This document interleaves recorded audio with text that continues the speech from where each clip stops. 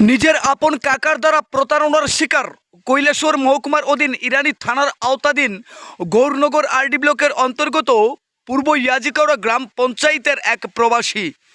অনেকেই বলেন প্রবাস নামের জেলখানা। প্রবাসী মানেই অনেক কষ্টের জীবন। এই প্রবাস জীবনে থেকে টাকা উপার্জন করে নিজের ভবিষ্যৎ গড়ার স্বপ্ন নিয়ে যারা প্রবাসী আছেন, তাদের বাড়ির মানুষ কিংবা অন্য কারো দ্বারা যদি প্রতারিত হন, তাহলে নিঃসন্দেহে সেটা অত্যন্ত দুঃখজনক। পূর্ব ইয়াজিকাওড়া গ্রাম পঞ্চায়েতের এই প্রবাসী অভিযোগ করেন উনার আপন কাকা গাড়ি পার্টনারশিপে উনাকে নিয়ে ক্রয় করেছিলেন। পরবর্তীতে সেই টাকার ইন্টারেস্ট কিংবা আসল কোনোটাই উনি দেননি। তারপর উনার বাড়িতে কিছু জায়গা আছে যেটা পতিত, সেই জায়গাটা বিক্রি করে দেবেন, সেই টাকার উপরে বাতিজাকে দিয়ে দেবেন, এমনটাও স্বীকারোক্তি দিয়েছিলেন। পরবর্তীতে লোভ লালসায় স্বার্থ চরিতার্থ হয়ে টাকা আত্মসাৎ করবার জন্য প্রবাসী ওই বাতিজাকে বলেন, তোমার সমস্ত টাকা আমি পরিশোধ করে দিয়েছি। এবার বাতিজার বক্তব্য, যদি আপনি টাকা দিয়ে থাকেন তাহলে সেই প্রমাণ বা তথ্য বা সাক্ষী কোথায়? আমি যে আপনাকে টাকা দিয়েছি তার সমস্ত তথ্য প্রমাণ আমার কাছে আছে। এবার নিয়ে যাব প্রবাসীর মূল বক্তব্যে। আমরা চাই স্থানীয় মাতব্বরগণ এই ঘটনার উপযুক্ত সমাধান করে এই প্রবাসীর তার কষ্টের উপার্জন করা টাকা যাতে ফেরত দেন। আর এই চাচা নামের কলঙ্ক, যিনি বাতিজার টাকার উপর লুপ করেন সামান্য কয়েক লক্ষ টাকা, সেই রকম চাচার প্রতি একরাশ ঘৃণা খুব রইল। আমরা চাইব উপযুক্ত বিচার ব্যবস্থা এই প্রবাসী ভাই যাতে পান, সেই ব্যবস্থাই যাতে স্থানীয় মাতব্বর কিংবা প্রশাসনের তরফ থেকে করা হয়।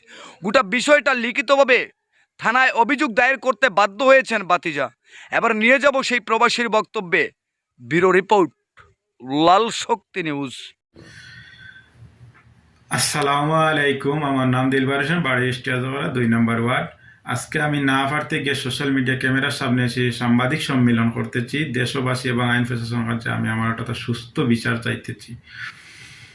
আমি আমার সুটাব্বার সাথে আমার চাচা আর কি, ছোট চাচা, আমরা সুটাব্বা ডেকে, আমার সুটাব্বার সাথে আমি একটা শেয়ারে 2016 সালে একটা গাড়ি কিনি। গাড়িটা হচ্ছে টেইলার গাড়ি, 16 চাক্কার গাড়ি। বিদেশ থেকে টেকা দেই, দিয়া কিনি। তারপরে 2022 সাল পর্যন্ত তাই আমার কোনো টেকা হচ্ছে না।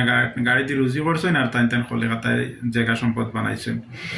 2022 সালে ফোনের মাধ্যমে আমি দেশে যাই। দেশে যাওয়ার পরে ফোনের মাধ্যমে হিসাবে বই বয়ার পরে তার সাথে আমার 50% শেয়ারে তাই হয়েছেন। বছরে সম্পূর্ণ খরচা বাদে 4 লাখ টাকা রুজি হয়েছে। তারপরে আমি 2 লাখ টাকা পাবন্দার বছরে।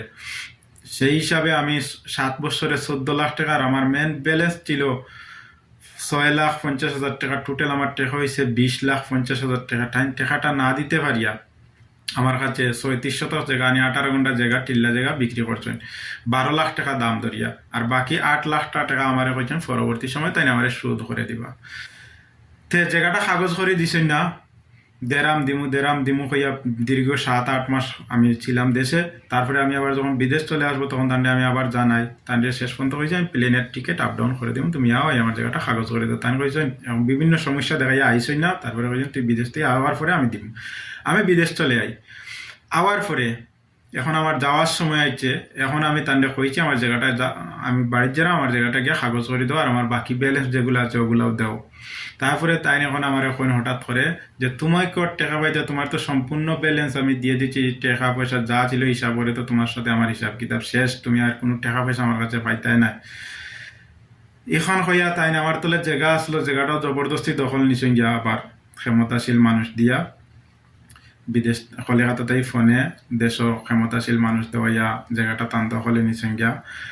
তারপরে জায়গাতে গাছ কাটিল। তাছাড়া আমি পঞ্চায়েত জানাই আর আছি। পঞ্চায়েত জানানোর পরে পঞ্চায়েতে কইছে না আমার এটা মেম্বার প্রধান যারা আছেন তারা কইছেন সালিশি সভার মাধ্যমে দেখিয়া দিবা কইয়া আমার কিছুদিন আশ্বাস দিয়েছেন। তারপরে দেখা যায় তারা বারবার আমার জায়গার উপরে হামলা করে। তারপরে আমি আবার পঞ্চায়েতের জানাই। তারপরে তারা পঞ্চায়েতের নিষেধ না মানিয়া তারা আরবার আইন জায়গা গাছ কাটতে, জায়গা দখল করতে।